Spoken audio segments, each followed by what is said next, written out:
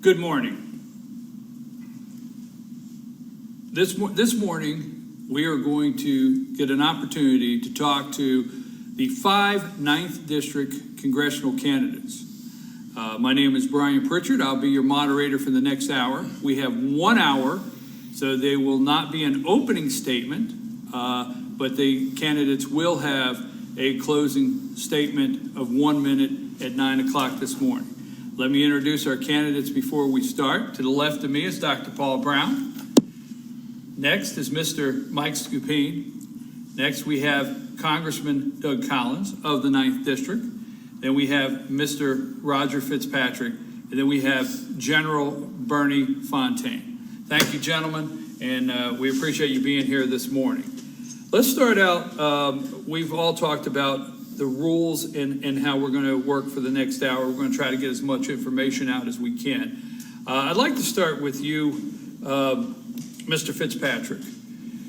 You've been a teacher and an administrator for 32 years, okay? And you are asking the voters to send you to Congress now. Would it not be better if you went from teacher administrator to some other local elected office instead of jumping all the way to Congress? Why are you trying to jump all the way to Congress with no political background at all?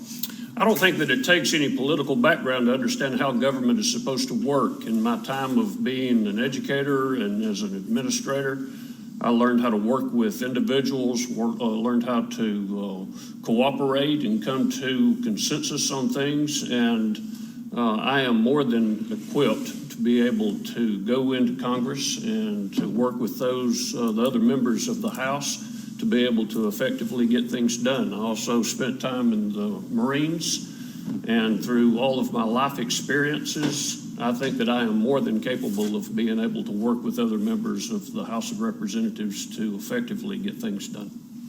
Let me ask you the same question, Mr. Scupin. Let me get you in here.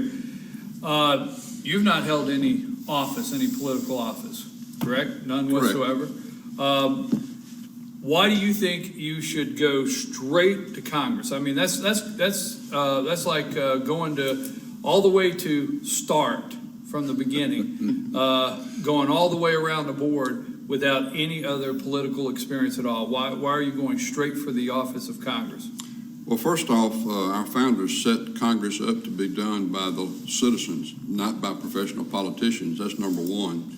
Number two, I have watched the current sitting congressman. He got his start in the state legislature. He learned how to do things down there, and he pretty much has carried that same mentality to Congress, where leadership is the most important thing in his political career, is being tied in with leadership.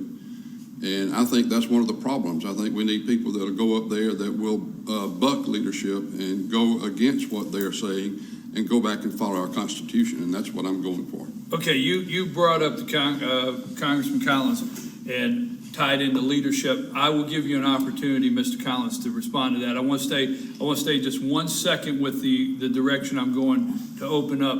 General Fontaine, you've not held any political offices before, and why are you going straight for Congress? Why not run? The question is, why not run for state house? Why not run for something local?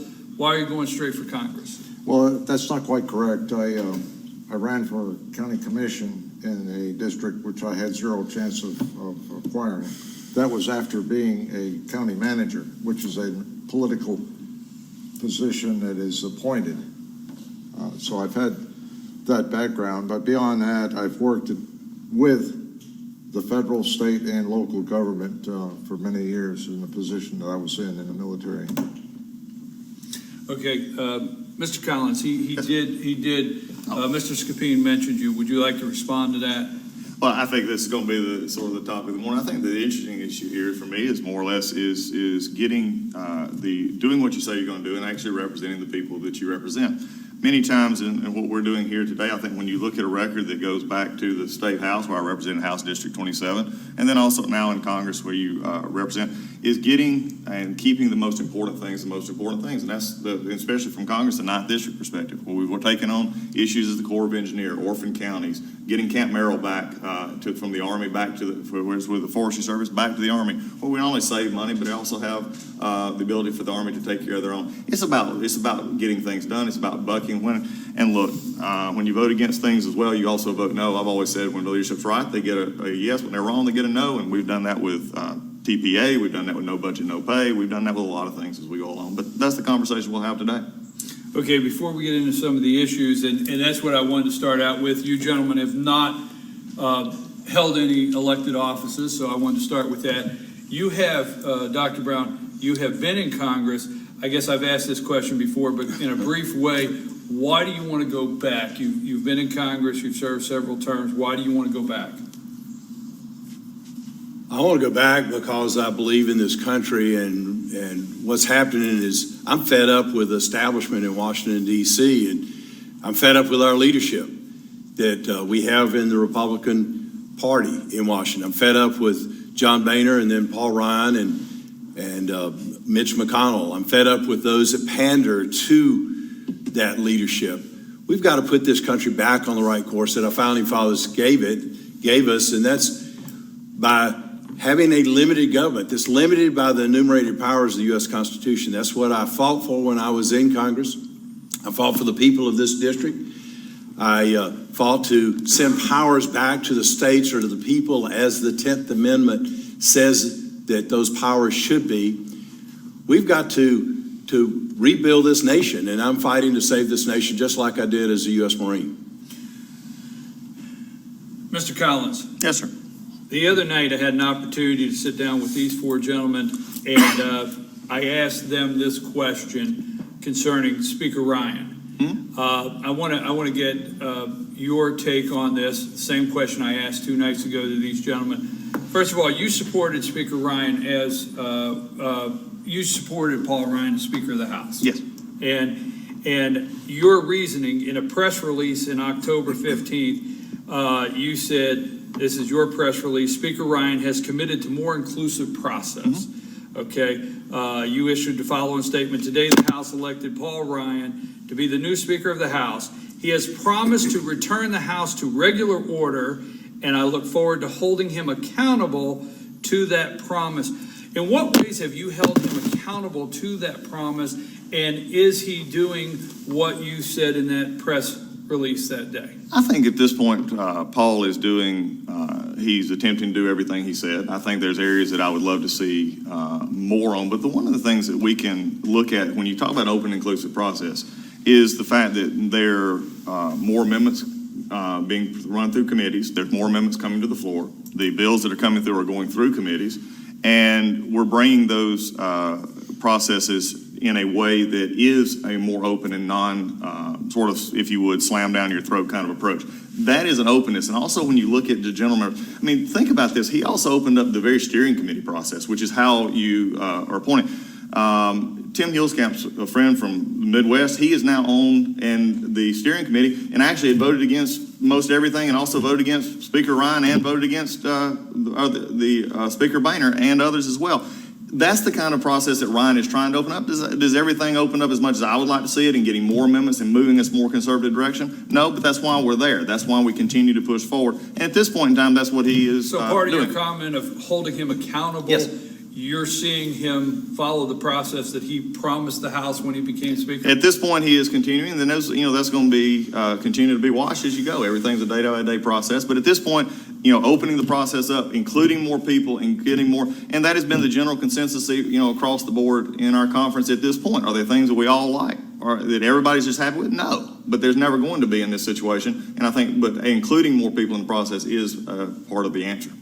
Dr. Brown, obviously the omnibus bill has been enough in many districts in the entire United States for sitting Congress, members of Congress to be challenged. It's been enough for a lot of districts in the United States.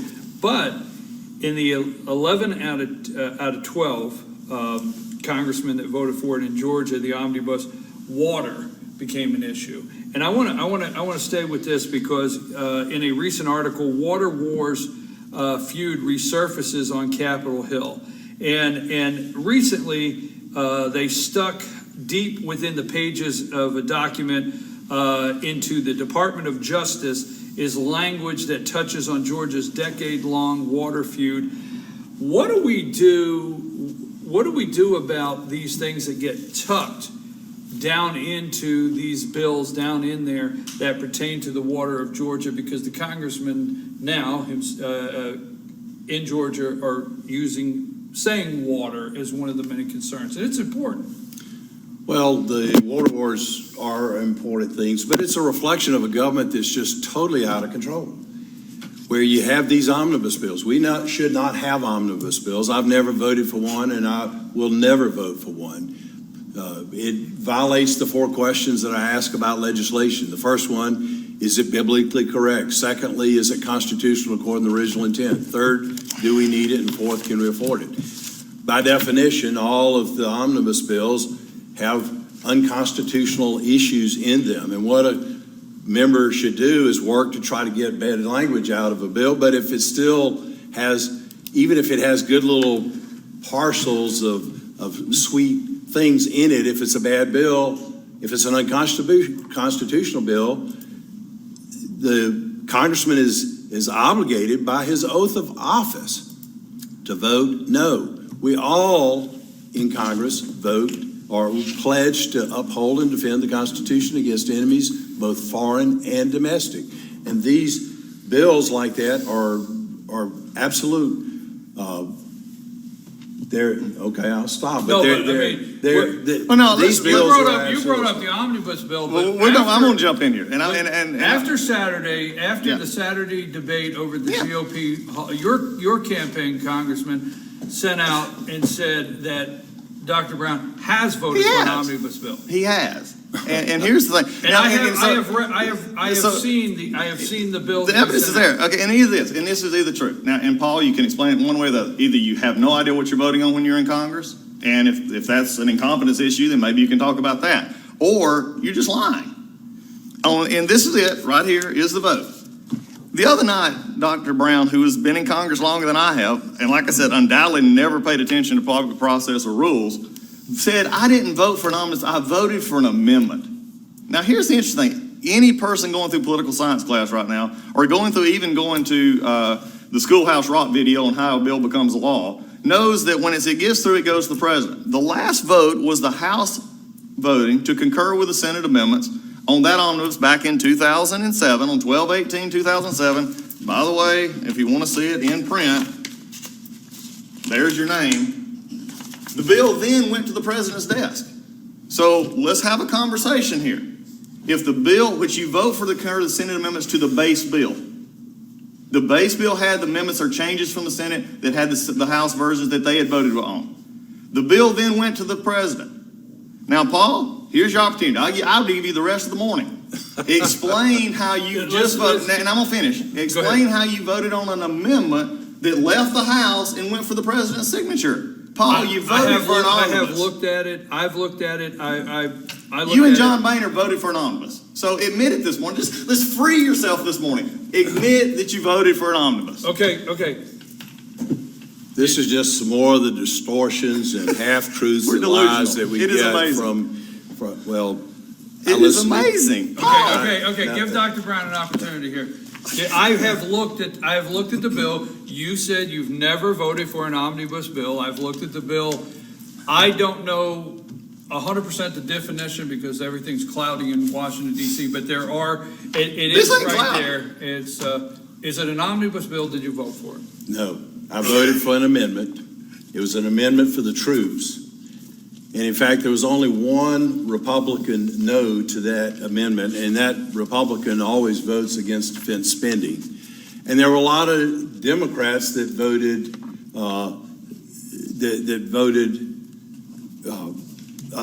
against that amendment also. If it was voting for the bill, the Democrats would have voted for the Pelosi bill. It was an amendment to an amendment, and it was not for the bill. And the direct evidence that it was not voting for the bill is every single Republican but one. This is just more of the distortion and lies and half-truths that we get Okay. out of. Okay, let's and stay with attack, the, let's stay with the omnibus for a minute. Let's stay with that. Why don't we just stay with the fact that you have a sitting congressman who has no idea what he voted for? I mean, let's just talk about that. And it's Okay, like, when it says, all for as right, all all right, differences to go the president. Okay, but I'm not sure how you sleep with omnibus yourself. is the word of the day. And it wasn't exactly going to be the total word of the day, but we'll stay with that. Now, Congressman, we're knowing what you vote for, okay? Yes. Okay, knowing what you vote for. Wait a minute. Now, the omnibus that you just recently voted for, Yes. that you're getting a lot of heat over, this is some of the things that is said that the omnibus funds. Yes. It fully funds DACA, which if we don't know out there, we call it the Dreamers Act. That's what it says it funds. That is the illegals that are here as youth, I guess, and not to get into the weeds. It funds sanctuary cities. It funds all refugee resettlement programs or refugee programs, funds Middle Eastern immigration programs that have been exploited by terrorists in recent years. It says that illegal resettlement, alien resettlement, so on and so forth. Now, in saying that, let me just say, and I'm going to give you a full chance here to respond to what I'm, because I want to bring this up. On the omnibus bill to fund refugee programs, okay, there was an attempt to put a bill to halt that. Yes. And in that was HR 3314, and there was 84 co-sponsors to that bill to stop that. 4 of those, 6 were from Georgia co-sponsors: Westmoreland, Heiss, Scott, Loudermilk, Graves, and Carter. Why did you not co-sponsor that bill? Why did you not co-sponsor that bill? Because just the other day, you put out a press release just the other day saying that about stopping or halting refugee resettlement. Isn't it a little too late to send that press release out? No, not this bill. We actually, from the perspective I handled on the floor when we did the bill that passed the House to add the, if this is the same bill, and again, I'm looking at a number and not a bill, is the same bill that said you had to add the Department of Homeland Security Director and the FBI Director to the checkoff list for refugee programs coming in. I handled that bill on the floor from the Rules Committee perspective, and we handled that on the floor. Just the other day, we were in the Judiciary Committee, and on the bill that we have, which is redoing our entire refugee program and putting caps on those, that is Raul Labrador's bill. We have just passed that out of the Judiciary Committee and should be going to the floor pretty soon on that bill. I guess my question is, and I'll let you respond here in a minute. I guess my question is you just told Dr. Brown that maybe he voted on something he didn't know what was in it. Did you know all these things was in this? I mean, you just discussed with him. Oh, yeah, so let me, Brian, if you want to have a discussion about No, you I asked mean, specific questions, if you want to go what was in the omnibus, we'll you talk brought about up that. omnibus. Yeah, exactly. You brought up omnibus. I'm exactly going You to. said that he voted for an omnibus. He said he did. never voted for one. He did. And you said maybe he should know what's in the He bill did. when he votes for it. Oh, You voted for an omnibus, yes, sir. and I just read all of the things that Yes, sir. are said. And you'll notice one thing I didn't bring up that everybody keeps batting around. I didn't bring up Planned Parenthood. I understand that. All right. The other thing, did you know those were in there? These were all part of the bill. We knew these issues were in there because the issue is that we've already answered these. The issues when you come into the illegal immigration, which is actually more DAPA than DACA. There's another issue, DACA program is in there, but DAPA is the one that's actually in the Supreme Court this week.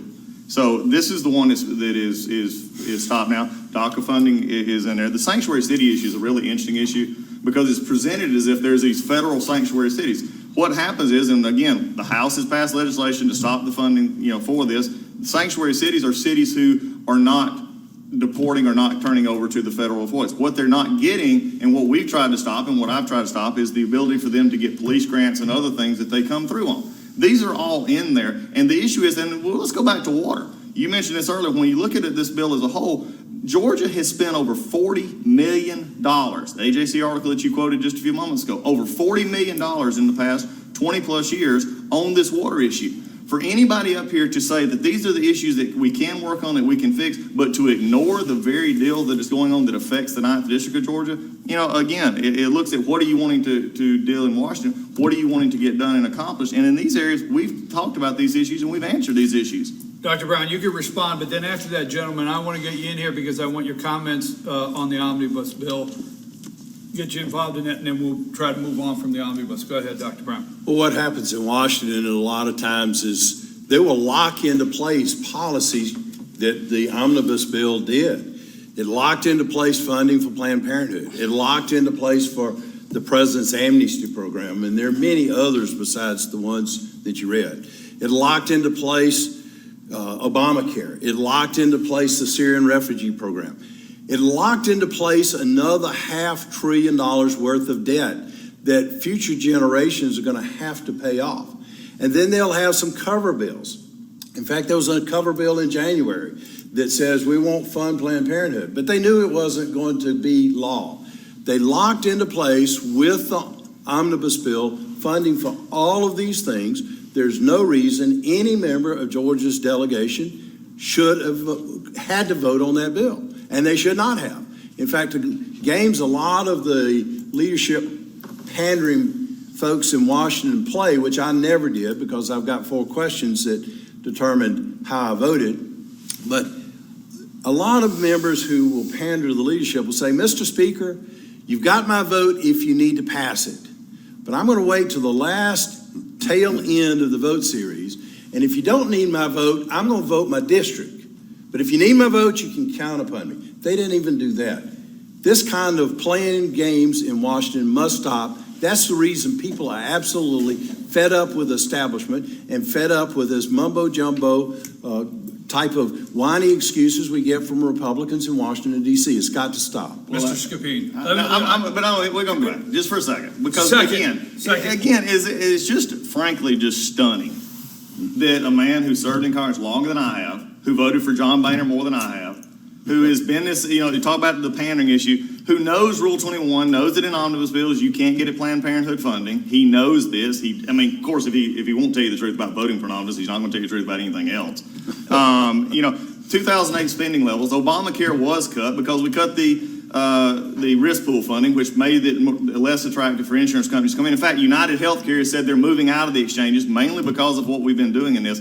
So, look, we'll have these discussions all day long, but the frankly is just still stunning here because if you take Paul's perspective here and the fact that he did vote for an omnibus, then everything that he's wanting to bring up now as he's trying to resurrect a memory that doesn't exist was in the omnibus that he voted for.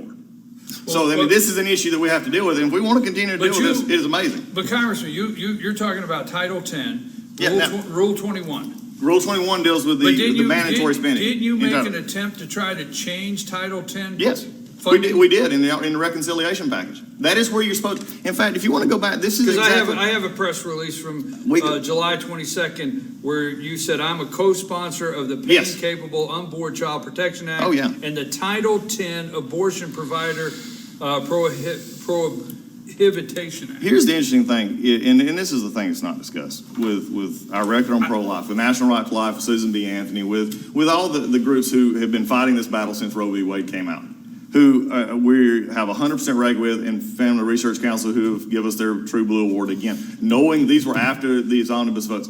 If this is where this situation, when they actually put out National Right to Life, said this is not the plight because we know we have to do it through the reconciliation package or through a bill, this is where we do that. That's why it came up. Dr. Brown's right. This president who loves abortion is not going to sign that bill. But this press release on defunding Planned Parenthood now, Title 10 abortion provider, which withholds taxpayer funds from organizations, but that didn't make it in the omnibus. It did not. It did not make. No, but you planned that, but you knew Title 10 had the possibility of sending taxpayer money to Planned Parenthood because it is on a grant program, and that is it. And we've never not said that. We've never not said that. In here. Mr. Scupin, Yeah, let me ask it this way, and then you go take off. The omnibus, you have in your campaign, you're putting stuff on your website, you've been putting stuff on social media, And you've actually come out and said many times in public, you call it dog and pony show. That's exactly what we're seeing here.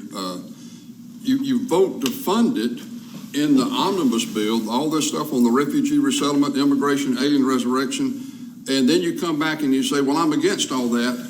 No, if you're against it, you don't fund it to start with. You stop it right there, dead in its tracks. You don't keep passing these things and then coming back over here and trying to unpass them. This is one of the big reasons why I got into this thing, is I'm so sick of seeing him vote for these things and then come back and tell us, well, I didn't vote for it because I tried to defund it over here. It's ridiculous to listen to this kind of dribble. Mr. Fitzpatrick, Shelby in Alabama seems to be a thorn in Georgia's side. Hate to say that, just bottom line. Every time I turn around, I hear Shelby, water, Alabama, stuff something in a bill. Now, Congress, several of the congressmen that voted for the omnibus, they have discussed the water issue with Alabama and Senator Shelby and what was pushed in. What do you do about that? What would you have done about that? Would you have went ahead knowing that that provision for the water, or that very tough language against Georgia's concerning the water war, would you have still voted no on the omnibus? Well, if there was a provision in the omnibus that would have requested that the Department of Justice look at the water contracts, that's an excellent reason to vote against it, because that provision was in there. You vote it down. So I would have voted against that. But see, the thing that we've got to remember is that water that falls on Georgia's land belongs to Georgia. Amen. So you've got to look at it from that perspective too. And I understand that the Department of Justice has grown, just like all other parts of the federal government. They've grown way beyond all of the bounds that are set forth in the enumerated powers of the Constitution. The Department of Justice is just one of the aspects of how that's happened. But Georgia's water is Georgia's water.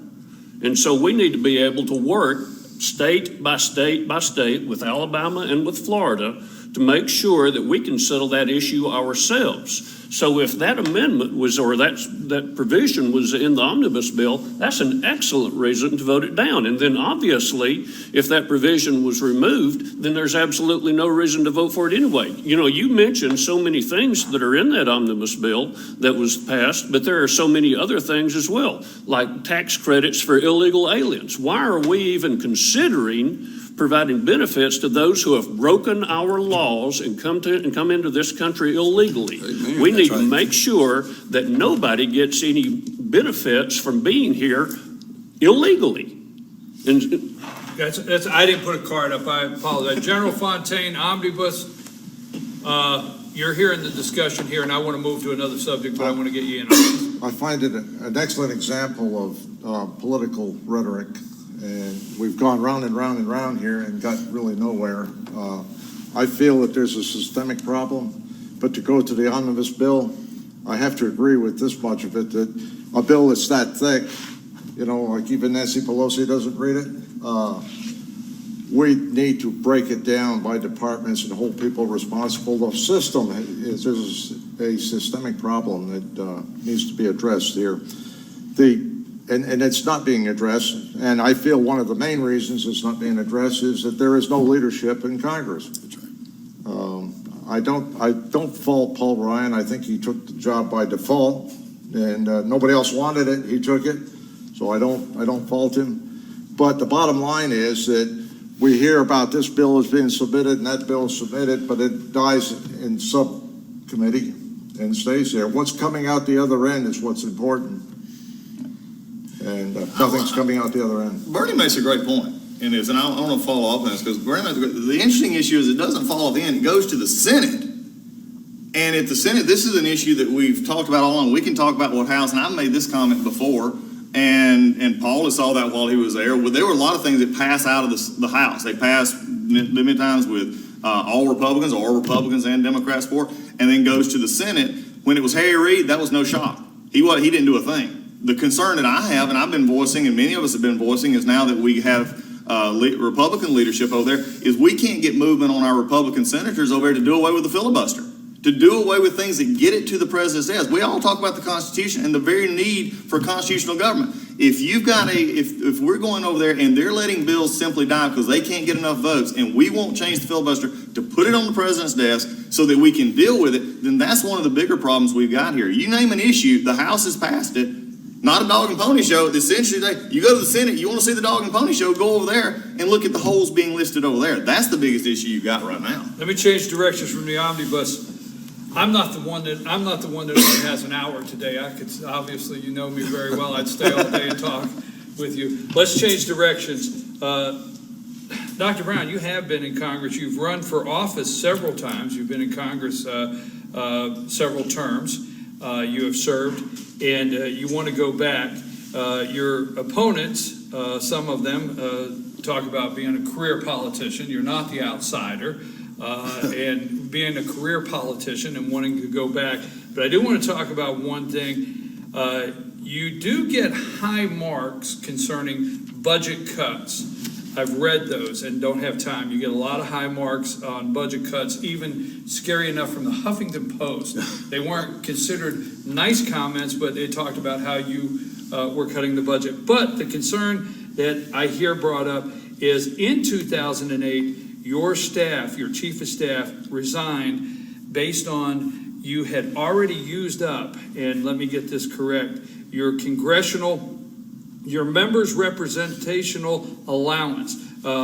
Every member gets so much allowance a year to spend in their office, and it seems you had already used up 80% of that, not even halfway through the year, and he even resigned, your chief of staff resigned based on that.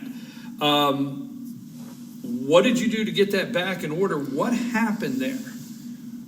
Well, the bottom line is that every single year I have returned money back to the federal government. I have not used up all my members' account. It's MRA is what it's called. I've always returned money back to the federal government. In fact, I've introduced a balanced budget amendment. It's the strongest balanced budget amendment that was in Congress at the time. I don't know if there's been a strong one introduced in this Congress. But I believe in living within my means. In fact, my chief of staff may have made some, he did make some decisions that I disagreed with, and I asked him to resign.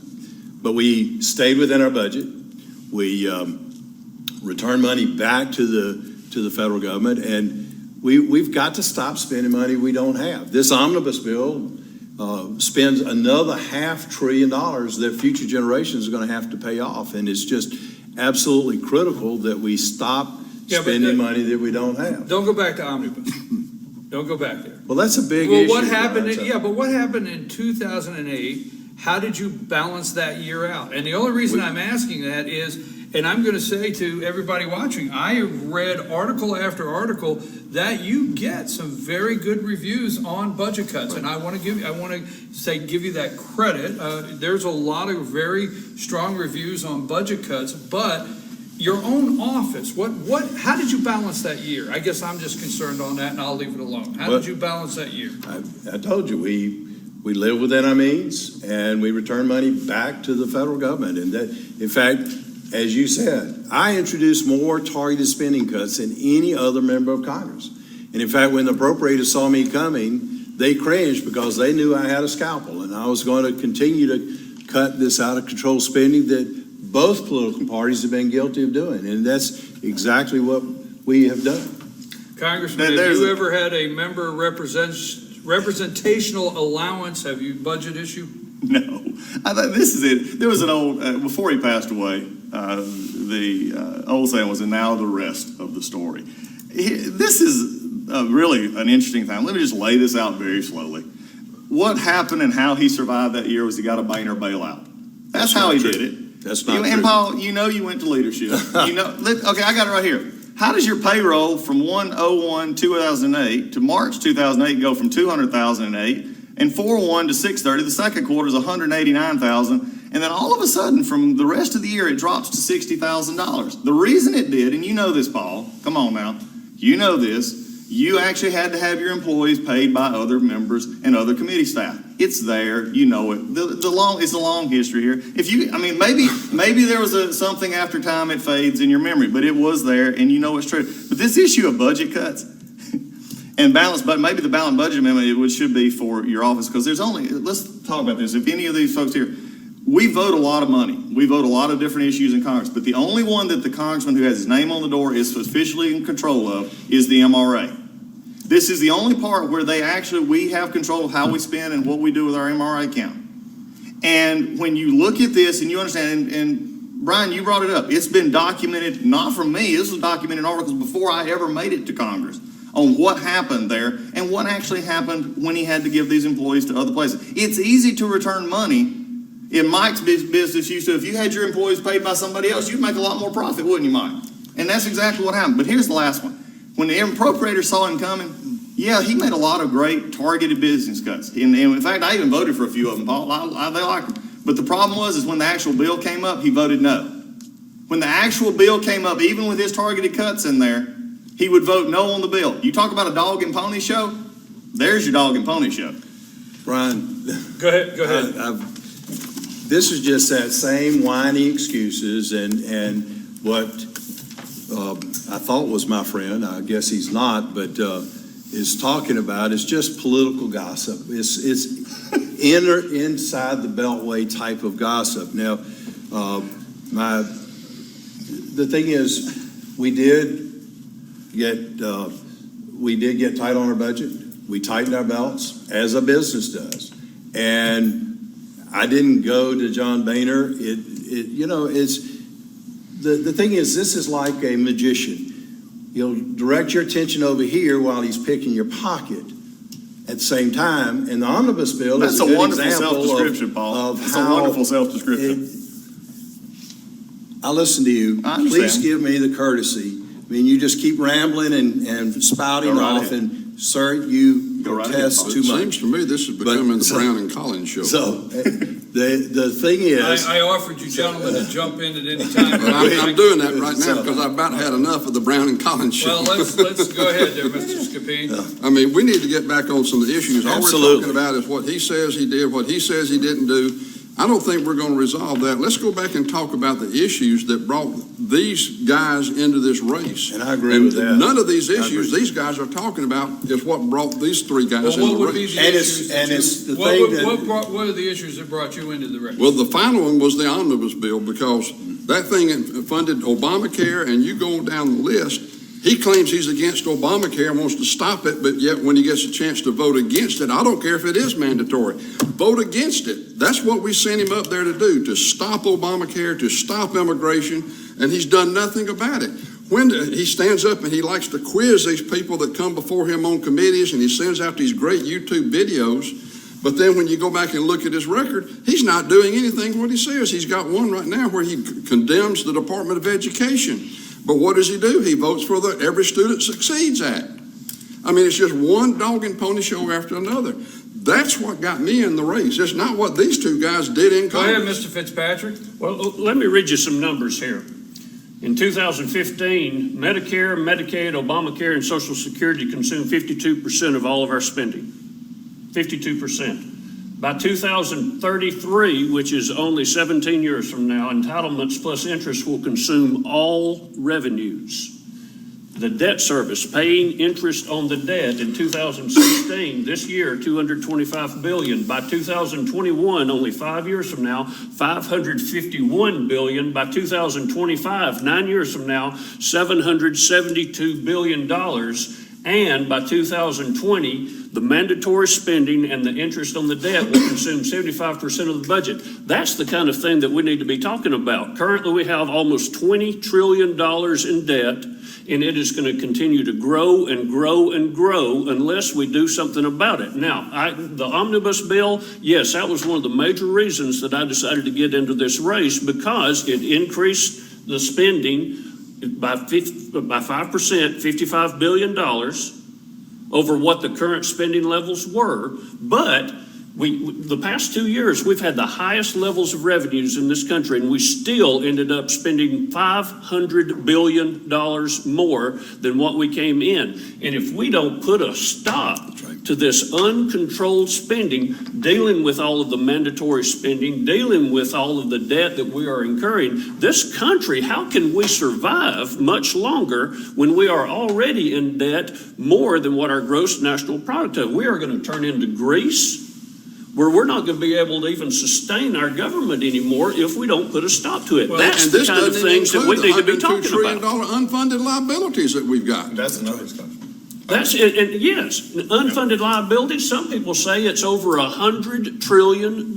Some say it's people over have even 200. said it's over 200 trillion. Why are we not dealing with those kind of issues? Because if we want this republic to sustain for our children, for our grandchildren, for our great-grandchildren, why are we not doing something And the about first that? thing Wait a you do minute, is vote wait a minute, no wait a on minute, omnibus but bills. obviously, now wait a minute, obviously, you ran against the congressman 4 years ago. 4 years ago. Yes, sir. So obviously, when you say, obviously, we're not dealing with these kind of issues, obviously, you don't think the congressman is dealing with those issues? Now, No. to his credit, he's one of 435. I understand that. Correct. One person cannot go into the House of Representatives and make changes, but the congressman can go in there, and when it is time to vote against things like the omnibus bill, which contains not only what you mentioned, but so many more things, that is a perfect opportunity to say no. And he had a good opportunity to say no to all of these things that you listed, plus everything else, and he didn't. Congressman, they say you had a good opportunity to say no. Well, and that's why we have a race, Brian. That's why we have these discussions. And this is exactly what we're discussing. I mean, I'm going to go on this issue, and look, we'll go back over. We've hit it already, the water issue. We've hit the overriding issue here, which for us, again, when you look at the other issues, there was reasons that we go to. But I agree in what Roger was saying here about the issues of long-term debt, the issues that we get mandatory spending, which have not been addressed in any Congress for a long time. And when you get that actual issue, the question is, we don't have an honest conversation about Social Security, Medicare, Medicaid. The first thing we do is we present something up there, and the case for our side is we're pushing grandma over the cliff. We've got to get past that in our country. We've got to get past the point where these kind of issues are part of our discussion, whether it's comprehensive tax reform for me and probably others. These are the kind of issues that we need to discuss and be a part of in discussion. For me, as I have said many times before, and I've not run from this, we voted for this bill, the issue that we had to deal with, and it's coming back up again. It could not have been more prescient than to see this week, today even, in the article, that we're still having to fight. It's something that we have fought $40 million of Georgia's hard-earned taxpayer dollars to fight against. Just exactly at what point in Congress do you vote against a spending bill? At what point do you vote against the spending bill? Is that what you're Yeah, asking? I want to know, when is he going to vote against the spending bill? I've never seen him vote against one come up he didn't like. Well, I think the interesting issue is where we move forward on. And the one thing that's not brought up in this omnibus So it's bill in the future. is 2008 spending levels. Sometime in the future, we'll vote against the spending bill. At this point in time, again, from the issue here is the spending bills come before, and this is the thing that we deal with them every time. We deal them with why they come up and what they're doing. The issues that we've got, the questions that I also want to have a conversation on is what are we going to do about our defense spending? Where are we going to deal with our defense level spending in a world that is increasingly dangerous? These are honest conversations we have to have. And when you look ahead in those things, you weigh the balance of what is best for your district and you vote for that district. This is something that we've had to courage. I've never not come home and explain what I vote for. We can disagree. You've obviously got four who disagree. You want to make a comment? Yes. General, I want to ask the general a quick question. This is the second time you've run. You ran against the congressman last time. Last cycle. Yes, So I did. the last time the omnibus was not the issue. What was the issue last time that you ran 2 years ago and running now? Quickly, please. Well, the Congress was dysfunctional, and it's more dysfunctional now. The omnibus bills were there then, and they're still there now. They are in Atlanta as well as in Washington. The way that government works, you put a bill out, you have to either vote it up or down, and if you vote it down, you shut everything down, and Obama has used that to make that decision very difficult. If you break it down to where it's supposed to be, I feel what we have here is a systemic problem. First of all, we're looking at two politicians versus three citizen candidates. And what we've had is a lot of smoke, is a polite way to put it, and we've gotten nowhere. Mr. Fitzpatrick? Well, Mr. Collins mentioned the whole thing about pushing grandma off the cliff, and what that says is we're not going to have the political will to do what is right because I'm more concerned with getting reelected than doing what's right. Amen. So we've got to have people that are willing to go to Washington and fight for what is right, regardless of whether the next election is won or not. All right, Mr. Brown, and I want to comment on that in just a minute. Go ahead, Dr. Brown. Well, people are sick and tired of these whiny excuses as well. In fact, when I was in Congress, we kept hearing from John Boehner, well, we just have to get control of the House and things will be different. But once we got control of the House, nothing was any different. That's the reason I did not vote for John Boehner to be Speaker in 2013. Then we hear, well, we've got to get control of the Senate. Well, we got control of the Senate. Nothing has changed. Nothing has happened. And the omnibus bill is a perfect example of how out of touch the leadership in Washington, John Boehner, not Paul Ryan, Mitch McConnell, and the whole leadership in the House that just gave our opponent, Doug Collins, a ton of money because he'll do anything that they want him to do. And so we keep hearing all these whiny excuses. 70% of the people in this district in the presidential primary voted for Ted Cruz or Donald Trump. Why? Because they're sick and tired. They're fed up with this Washingtonese language, the whiny excuses and all the things that are going on. We've got to make a change. The omnibus bill is a perfect example of how out of touch that the people are. Nancy Pelosi said of the Republicans that supported the bill, including Doug Collins, they really gave away the store. And they really did. But the thing is, they gave away the store that's our store. They gave away the store of future generations, and it's got to stop. Congressman Collins said a while ago that he always comes back to the district and explains his votes. Well, what he does, he comes back here, he explains to us why he had to go he give us Washington's viewpoint. I want him to go up there and represent our viewpoint to Congress, and that's what I intend to do. I don't intend to be sitting here 2 years from now getting reelected with a big pocket full of cash that comes from the leadership and the establishment people that all of his funding is coming from. $715,000? Well, The 9th District, God. our viewpoint. Really? You're referring to his fundraising? Yes. well, let's also be clear. The article is a little high. If you want to go to the FEC website, you can actually see our fundraising. And it is really funny that Paul would bring up fundraising, because let's see if the name Cantor, Boehner, Henserling, and Roscombe come to mind, because there were in 2010 and 2012 on Mr. Brown's fundraising, $5,000, including from John Boehner. All that was before we knew how bad that they were going to be in the leadership because we were promised things. We were promised things from the leadership. I believe those promises because we were in the minority. It's easy to say we're not going to do what Nancy Pelosi wants, but we were promised things would be different, but they weren't different. So that's the reason I didn't support John Boehner and didn't support the leadership. I voted for Alan West to be Speaker in 2013. I want to ask the Congressman a question. Yes, sir. Now, in the 9th District, we're in the 9th District here. In the 9th District, let me ask you, do you feel your voting record since you've been in Congress represented the will of the people in the 9th District? Your critics say that your voting record represents what the leadership wanted you to do. That's what your critics say. Do you feel today that you can tell people your voting record was in the best interest of the citizens of the 9th District? Yes, and I stand for re-election on that. I've stood for re-election once. I'm standing for re-election again. This is a part of the process, Brian. And this is the part, we may not agree, and Mike and I may not agree on a lot of things. I've known Mike for a long time. We've had some agreements, we've had some disagreements. I've known most of the guys on here for a long time. That's why the elections matter.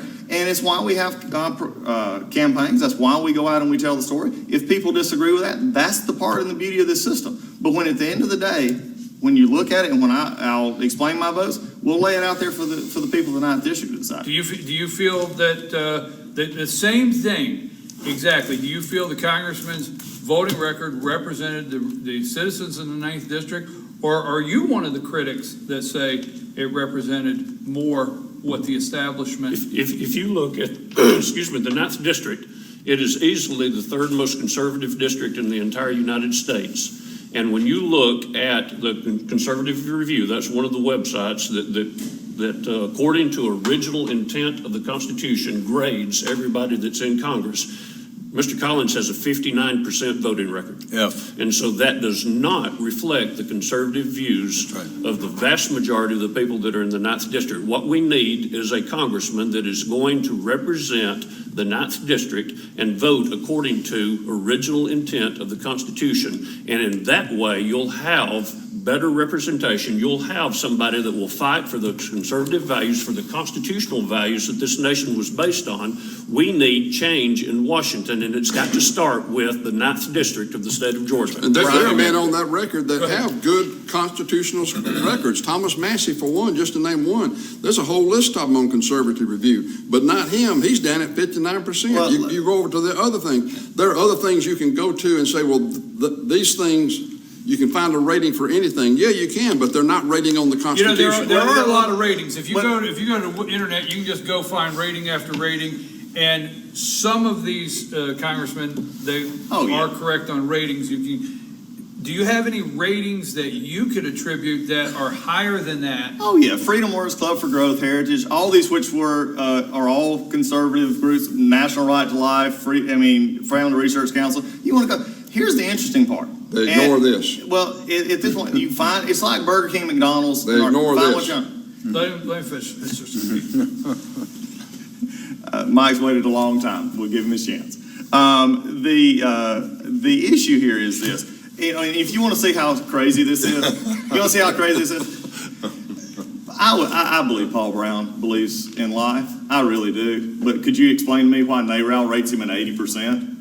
Says that 80% in favor of Paul Broun. Look, we can find things to argue on these kind of issues and scorecards. The bottom line of this is you take your votes, you do what you feel best for the American people. And if we look at this kind of thing, if this is where we're at, you know, we've got the decisions and we've got the discussions that are going on in Washington, D.C., whether it be in our national defense, whether it be our overseas presence, whether it be in the issues that affect us bread and butter wise here. And that's one of the things that I've always, looked at is what are we doing here in our own district? What are we doing here in the 9th District that makes a difference? So as we look at this, again, you can find a rating service, and Mike actually just said you can find a rating service for anything, and you can determine it. Some of these are actually libertarian. I'm a Republican, and that may be a little bit different issue as we look at. We're talking about representing the 9th District. Well, he talked about me and my pro-life stance. The very first bill that I introduced in Congress, actually the very first bill I introduced in 4 Congresses, was my Sanctity of Human Life Act that defines life beginning at conception and fertilization. That will stop abortion. That's the greatest moral issue we face as a nation, is killing over 1 million babies every year, and it must stop. The omnibus bill funds Planned Parenthood while they go on butchering babies and selling baby parts. Now, voting for Planned Parenthood is not a pro-life vote, but I've been endorsed by Georgia Right to Life, which is a conservative personhood organization. And they rescinded Doug Collins' endorsement. And I was told by the folks who were there that he cursed. And I said, wait a minute. He was a pastor. Right, he cursed you? Right. They said he cursed you. No, but the thing is, at wait this a point, minute. Well, wait a minute. I've got to finish. Given The his thing track is, record, I have been endorsed by Georgia Right to Life. It's a whole lot more conservative. It's the true conservative pro-life group in this state. And I've not voted for funding Planned Parenthood, and I would not vote for that omnibus bill. All 4 of the others of us would not have voted for the omnibus bill, and there's no excuse to vote for Planned Parenthood and all these other things as well. So I don't understand, protest but too much. you made a couple accusations Oh, here yeah. about what the congressman may or may not done. So the reason Paul is touting a George Right to Life endorsement is George Right to Life endorsement was the one that fought the fetal pain bill, and he's trying to cover the fact that they gave him endorsement because when we had a chance to say Georgia Right to Life actually lost their national certification over this issue, and because he voted with Nancy Pelosi to vote against the fetal pain bill in D.C. Now, this is his voting record.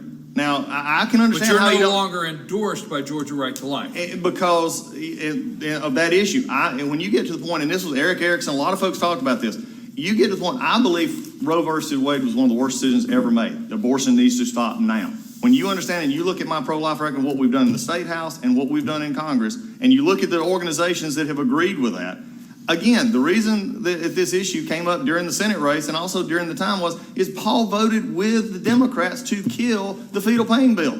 That was his vote. Now, he can run from it if he wants to, but he can't because he voted no on the vote fetal for pain that. bill. Well, I don't- have 6 minutes. He would- I have he would- 5 okay. minutes. I'm not the one that has to leave. He would Let me rather, tell you, he would wait. rather, and I'm finished. Let me have my chance. You interrupted But me. I didn't stop. It's my time. I didn't stop. Yes, you I did. didn't stop. Let- At this let- point, okay. Brian, Make it quick. at this point, well, the bottom You're line the is- one that has to leave, Congressman. The in fairness question to is the this, audience. the question is this, is when it came to the time of voting to save some babies, or not save some babies, save all or none, Paul chose to save none, and that was the vote. no, that's not the vote. In fact, Georgia Right to Life was against the fetal pain bill, and the reason, I was the original co-sponsor of the bill, but John Boehner stuck his claws in it and started playing politics with these unborn children's lives. And what he was doing, he knew this fetal pain bill was not going anywhere, so he wanted to give cover for some of his weak pro-life colleagues that were in the House in the conference, and so he started playing politics. I find that detestable, and in fact, we should not be playing politics. John Boehner knew that bill was not going anywhere. Harry Reid was in charge of the Senate. He was going to throw it in the trash can, just like he threw a lot of Republican bills in the trash can. So John Boehner was playing politics with the lives of these unborn children. We've got to protect children's lives from birth, from their conception all the way to their natural death, and that's exactly what I've stood firm on. In fairness to people's schedule, we've got to move because we've got to close, and some people have to be somewhere. I do want to close with this. Congressman, let me wrap up. Final question today, and gentlemen, you can get in. We only have 4 minutes, but final question today. Could you give some examples to the voters of the 9th District of maybe some things of not just the House, but some things from Speaker Boehner or Paul Ryan, the leadership that you have pushed back on? Some examples that you could say, I pushed back on this, or they came to me and said, we need your vote, Congressman, and I voted no. Can you give us some examples? One of the biggest issues is the Trans-Pacific Agreement, TPA. I voted against the TPA. That was one of the biggest pushes of the whole last Congress. In fact, right now there's still an issue, which is two separate issues. TPA was actually given the authorization for the president to actually take an 85% negotiated deal and to finish it out. And when we voted against that, voted against no budget, no pay. We shouldn't have to, we're adults in Congress. Y'all don't have to do a budget. Y'all do the things that we need to do. That was one of the first few budgets up there. Voted against Sandy relief. One of the very first months I was up there, this was an issue that they were pushing hard on because they didn't want to. We voted and have consistently done that. I think it's real interesting, though, as we look at this part. And again, final comment, as you said, we were wrapping up. The very author of the fetal pain bill is Trent Franks, who was appalled at what happened and has endorsed me. He was the author, and I don't think anybody, if they look up Trent Franks, would ever consider Trent Franks soft on the issue of abortion. It's just a bad vote. Gotta get, real quick, General Fontaine, are you pro-life? And do you think we should defund Planned Parenthood no matter what? No matter what's in the bill, defund Planned Parenthood, are you pro-life? Real quick. Real quick, okay, we defund, and I am pro-life. Would you ever vote for anything that had funding for Planned Parenthood? Yes or no? Planned Parenthood is not needed in our society. We can get by fine without it. There are Okay. plenty of other. Mr. Fitzpatrick, real quick. I am pro-life, believe that life begins at conception and it needs to be protected from that point until natural death. And on a moral issue, we should defund Planned Parenthood, but on a constitutional issue as well, there is no provision in the enumerated powers of the Constitution that allows for funding for any private organization. Okay, Congressman Collins, just obviously pro-life, And the next bill that comes forward, if you get an opportunity that has any funding for Planned Parenthood, would you vote no? We are consistently doing the way that you can defund Planned Parenthood. We've always voted to defund Planned Parenthood. We don't want to see it happen. And in areas which you can, which again, we have the disagreement on. No, I'm not going to vote for anything like that either. And the one question that keeps coming to my mind is when you look at the omnibus bill and all the things that are in it that are unconstitutional, how does our congressman swear an oath to support and defend the Constitution of the United States and then vote for an unconstitutional Pro-life bill? wouldn't vote for anything with Planned Parenthood funding? No, but Pro-life wouldn't vote for anything with Planned I've Parenthood? made it very clear. I pledged to the people in this district, the very first bill I'll introduce will be again my Sanctity of Human Life Act that defines life beginning at fertilization, and it will stop abortion in America. And that's what we've got to do. And I will not vote to fund Planned Parenthood as Doug Collins has. Thank you, gentlemen. Mr. Fontaine, 1 minute for a closing statement, please. Well, to answer your question about what the people of the 9th District think, I've been all over the 9th District, and they have very poor opinions of the current congressman and the past congressman. I go back to what I said earlier. It's time, there's a systemic problem. It's time for a change. We've heard a lot of smoke here. I've got other names for it, but we'll call it smoke. We've accomplished very little in that respect. What we need is a total change, and that's what the three of us are in here for. We're citizens that stepped up to the plate. We put a lot more skin in than we really needed to, but we've done it, and you need to look at the three of us as an alternative to what we've had in the past. And when you look at the three of us, just look at the qualifications and decide on the best qualified person. That's what we need. Mr. Scupin, 1 minute close, please. I got into this because I am convinced that the only way we return this nation to prosperity that we need is to go back to the Constitution and honor the enumerated powers. And until we do that, this country is going to continue to go in the wrong direction. I do not see that our current sitting congressman is doing that. He's not by himself. He's joined forces with the establishment up there to continue to take us down a road that leads us away from the Constitution. You see it clearly in his vote for the omnibus bill. You can't use water to say that we've got to violate our Constitution because Georgia's water is in danger. That just doesn't hold water. So it's a very invalid argument. We've got to move back to the Constitution. That's why I'm in this thing. Mr. Fitzpatrick, 1 minute to close, please. The choice is clear to the voters of the 9th District. On the one hand, you have two competitors who have been in Congress, one current sitting congressman who is violating the Constitution in many of his votes, and then you have three citizen candidates, and the choice is clear. Do you want to send somebody to Washington who is going to fight for your conservative values, who wants to fight for the constitutional values, who wants to fight for the values that this nation was founded upon? Then you need to make sure that you choose somebody that's new to go to Washington to represent your values. I am the one that can do that in Washington from day one, representing the constitutional conservative values that the 9th District has. I ask for your prayers, I ask for your support, and I ask for your vote in this primary leading up to May 24th. Thank you. Dr. Brown, 1 minute to close, please. The choice is clear. Do you want an inside the Beltway establishment politician, Doug Collins, our current congressman, or do you want someone who's going to stand for the people of this district? I pledge to you that I will use 4 questions of how I vote. Is it biblically correct? Is it constitutional according to the original intent? Do we need it? Can we afford it? In fact, Madison Project, which is a constitutional grassroots organization, said this, and I'll read and quote, "Many elected Republicans lay claim to a conservative voting record, and many Republican candidates promise to deliver the world to conservative primary voters. Yet few come to the ankles of Paul Broun in terms of a proven commitment to constitutional governance. It is not an exaggeration to say that Congressman Paul Broun has sustained the most conservative voting record over the longest period of time of any sitting Republican in Congress. Even the fiercest conservative fighters tend to succumb to the establishment meat grinder after a few years. Paul Broun has been inviolable Vote Paul Brown.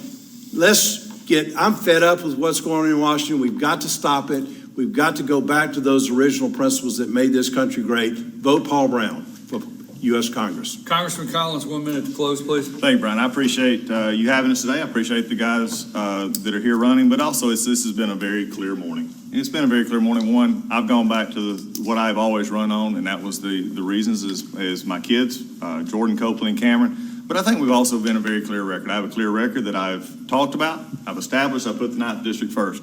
But also this morning, we found out that, there's some disagreement about that, and that's fine. But what bothered me most about, I guess, this morning was when presented with the facts, when presented with the vote record, when presented with the fact you voted for an omnibus and you won't admit to it, when you voted against the fetal pain bill with Nancy Pelosi, and you still claim an issue here. I think the issue Dr. Brown brings up is right. You need somebody who'll shoot straight with you. You need somebody who you may disagree with, but will say, here's the problems that we face as America.